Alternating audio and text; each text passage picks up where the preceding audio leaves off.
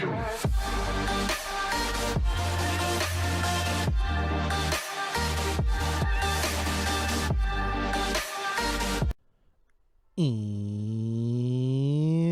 welcome to the Geeks, Flicks, and Joysticks podcast YouTube channel. This is a show called What You Doing, where we talk about what we watched and played during the week. I'm your host, Enterprises, and today I'm joined by no one. I'm by myself. Gonna knock a few of these that I watched and played last week, starting with A Way Out. A Way Out is a co-op video game. Split screen. I was gonna say co-op multiplayer, but I mean it's obvious it's a multiplayer. It's a co-op, but it's about these two guys that befriend each other in jail and try to find a way out. As you guys may have known, Anton was here, my brother, last week, so I decided to play this with him.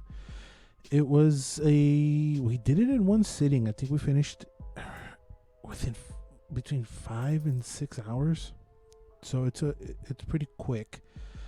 So the story is that these two guys befriend each other. They break out of jail. It's not really a spoiler alert. It happens pretty quickly. They kind of break out a la Shawshank, a la Alcatraz, kind of with sheets and that, whatever.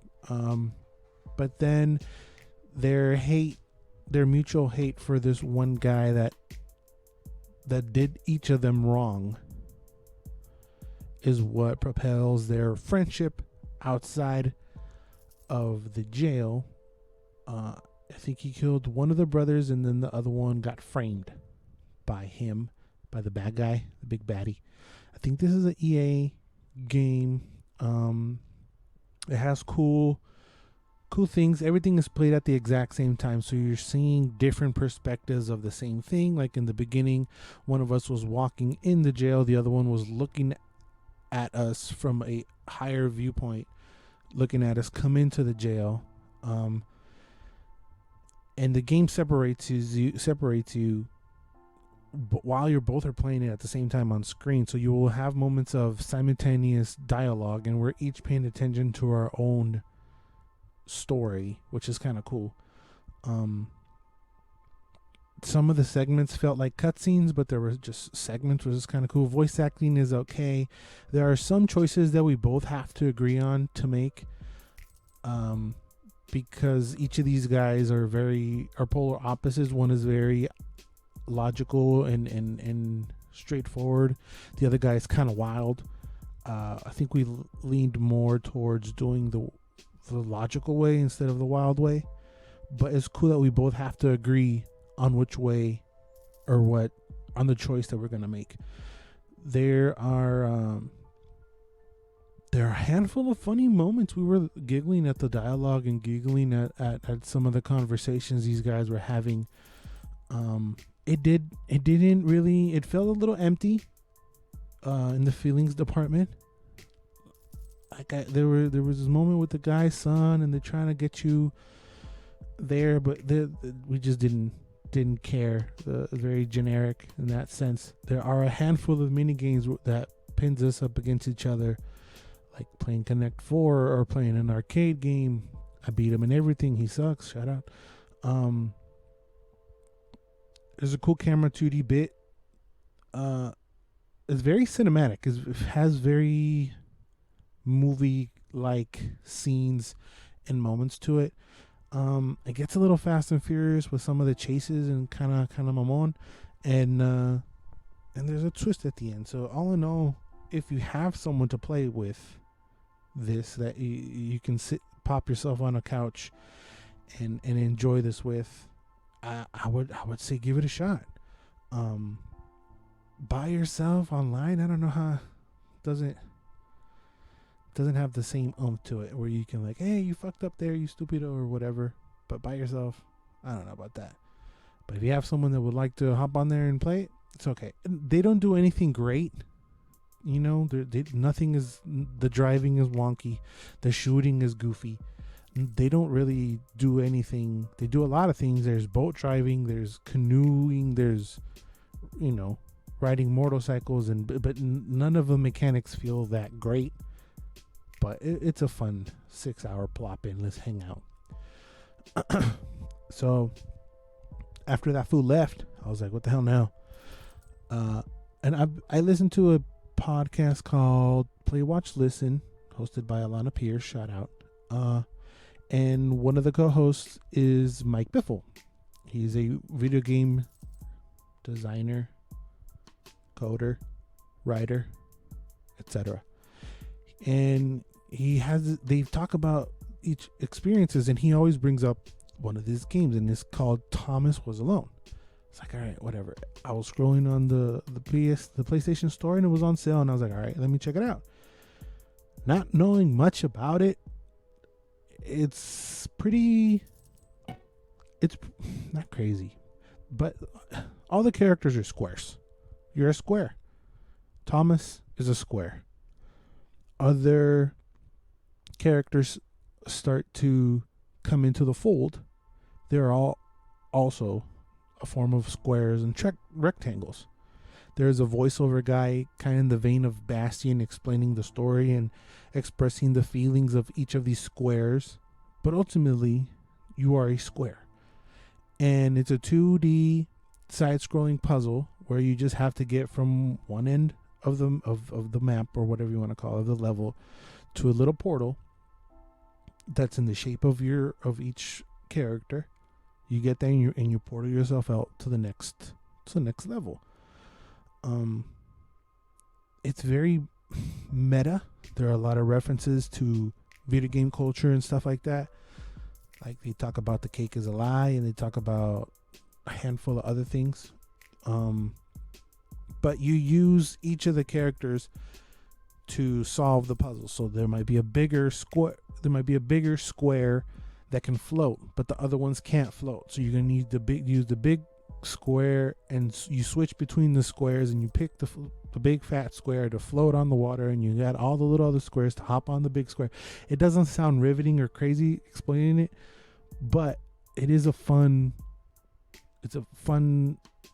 like, mind-numbing, let me see how to figure this out puzzle that I did enjoy. The story does get kind of deep, and it's crazy because you're only using squares, and they find a way to convey emotion, which is really strange to do. There's no faces, there's no nothing, but you because of the guy doing the voiceover, he's kind of explaining the feelings and the emotion of each of these squares. It sounds dumb, but if you feel interested in a kind of artsy-fartsy 2D side-scrolling puzzle game, give it a shot. It's called Thomas Was Alone. I enjoyed it. I liked it. Shout out to Mike Biffle. Very nice. So if y'all listen to the pod, or y'all fans or family members, and y'all know what the hell kind of things I like, y'all know that I like me some Ron Funches. That's my dog. And he put out a comedy special on the YouTubes a week ago or so now, entitled Giggle Fit. I think it was shot last year. I love me some Ron Funches. He's been in a lot of voiceover recently, which I like. He has a very recognizable, bubbly, giggly, fluffy voice that is very soothing. I like it. He is a wrestling fan, which I am also a fan of. The fact that he likes wrestling. So he comes out with the whole Ric Flair robe. Found that to be cool. He is also an inspiration for us fatties out there, because he used to be over 320 pounds, I think he said, something like that. And he's skinny. He did it by dieting and all that. Definitely motivational for me to lose weight. Just not right now. Yeah. So he talks about vision boards, like the ones that you do, that the book The Secret was making everybody do. He's saying that where the neighborhood that he's at, there's a lot of people that live around him that work a 9 to 5. He talks about reality shows like Naked and Afraid, RuPaul's Drag Race. If y'all a fan of the show, you know we love me some RuPaul's Drag Race, and I would love to see him on the celebrity episode. That would be dope, and I think that he would be down to do so. Yeah, he talks about the weight loss. He lost 140 pounds in 2 years. He was 360 pounds. I just want to be his friend, man. He cool. Talks about his autistic son. He talks about The Rock. Having sexual thoughts about The Rock. I enjoyed it. I love me some Run Funches. It's on YouTube. It's free. I would say go check it out. And concluding this episode of Watcha Doin, sticking with the comedy theme, another fatty, Jim Gaffigan, who's been getting fatty and fattier every special he puts out. Jim Gaffigan is a funny looking dude. He's also very clean. He does not curse in the specials. And he my dad actually was like, oh, Jim Gaffigan, years ago. He's like, oh, he's fucking hilarious. He's very weird. But this whole special entitled Pale Tourist, which is fitting because it all takes place in Barcelona, and he spends probably about more than half of I think the whole special just talking about Barcelona and the culture and the food, and he's a very foodie guy, so his thoughts on the food is pretty fucking hilarious. So we Mexicans, so we understand some of the things. Like he says, like he didn't understand the eyebrow over the N, which for us Mexicans it's the ñ. I just found that to be very funny. He has this bit, like it's his thing where he whispers, and he's very calm. Also, he's the total opposite of Eric Andre, for example. But Jim Gaffigan is very calm, very he almost like doesn't raise his voice at all. But he has these bits where he whispers, but he's whispering what other people might thinking. So he might say something and he'll be like, while they're still like giggling, like, he's crazy, or I think this guy is messed up, which just adds to the bit. But I think he's the only person who has that in their act that whispers like that, and he whispers a lot, and that's like his thing. And yeah, he talks about food and all that. I thought it was very good. That one's on Amazon, which is weird for comedians to like. I wouldn't. That'd be stressful for me, man. Like you put out a project and then you gotta like look for someone to buy it. You know, that's why I like the Andrew Schultz and all these other guys who just take it by themselves to, you know what, I'm gonna put it on YouTube. Fuck it. But if someone would buy it, I don't know. It seems like a very tricky thing to do. But yeah, comedy is subjective, so it's kind of weird to give a review on comedy stand-ups. Since I'm a fan of them, of the people, I don't really see stand-up specials from people that I don't like. I might give them a chance. I think there's this new, I forget her name. If I really don't know, there are a couple. If I really don't know them, it's harder for me to give them a chance and check it out. But yeah, this is a little what you doing for this week. Leave a comment down below if y'all watched anything that I did and what you guys thought about it. If not, let me know what you guys been watching. Shout you out, all that good stuff.